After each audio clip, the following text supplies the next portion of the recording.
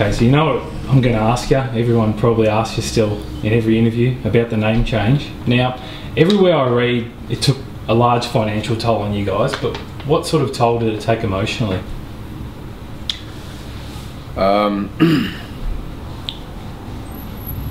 It was big, yeah. It was a real big bummer. You know, you know, I just continuously had to focus on what I assumed to be the positive elements to that experience, because it was a very trying thing. You know, it really, you know, dragged us through some rough weather. You know. But emotionally, I mean, you just got to kind of focus and try not to get too emotional about it all. You know, it's like, and I just kind of continuously simplified everything for myself, which is to just, you know, I'm a musician. I just remind myself that I'm just a musician. I just want to play music, man. Do you think the media overreacted and went on board with the whole story? You know, a little bit overboard in regards to publicising it so much at the time? Yeah, I mean, I think that was part of the opposition's master plan anyways, was to kind of like smear the credibility and kind of smear our public image, you know. And yep. And nowadays it's pretty it's pretty easy to do that with the way things are nowadays with, you know, the internet and all that. And so, I mean, instead of it just being a family affair, they basically introduced it to the public before we even knew about it. So I suppose fast forward 2014, you're playing Big Day out in Australia. Do you think a lot of people wouldn't think that you'd be here still now in 2014 after going through all that, you know, 18 months ago now? Do you reckon that, you know, a lot of your critics and even the people that were dragging your band through the mud thought that that would be the end of you?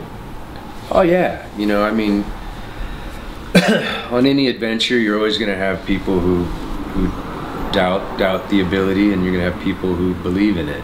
And I think, you know, from the very beginning of this adventure, when John asked me to put the band back together with him in 2010, I mean, we've continuously done things that a lot of people didn't think we would be able to do.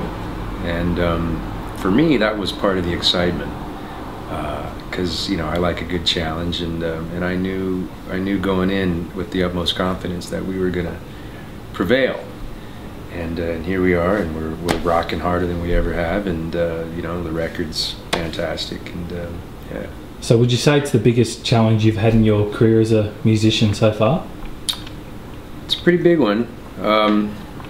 You know, getting off the drums, and you know, when I left Fu Manchu in 2000, I got off the drums and picked up a guitar and started singing and started my own record label and started putting out my own music, and that wasn't easy either. But you know, these challenges are very rewarding when you confront the dragons and you do what you believe in and you go out there and do the work, man. You know, it's like, it's not going to be handed to you, you know, and sometimes there's going to be people that try to get in your way, and you just got to keep moving forward. I suppose Vista Chino is probably a better name anyway, isn't it? Well, you know, names are what they are, you know. I mean, I didn't get into music because of names, you know. So, I mean, when I found the name Kyuss, we weren't all jumping up and down as if we'd found an awesome name either. You know, it's like you gotta call it something. Yep. So let's just find a name and then get on with the music, you know. Yep. And I suppose onto the new album now. Originally, when you reformed, you didn't really have plans for that album, did you? As in, you were originally just going to play a lot of your old hits, and sort of the timeline was? Well, not entirely. I mean, we had the plan was that we didn't really have a plan, and that might have been what, you know, made it really exciting, but also might have made it challenging simultaneously, you know. Yeah. So it was like, you know, we knew that we were going to get back together and of course go out and play for all these fans that the band never had before. which was exciting. And but upon jamming for the first time with Bruno and Nick, I immediately, the first day, before we even started rehearsing the old Kyuss material, I said, wow, this is an amazing chemistry.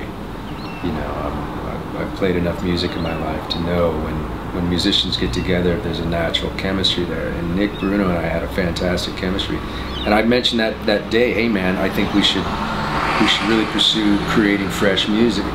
So we decided, before Kyuss Lives had even toured or performed yet, we'd already decided that we were going to pursue a new record.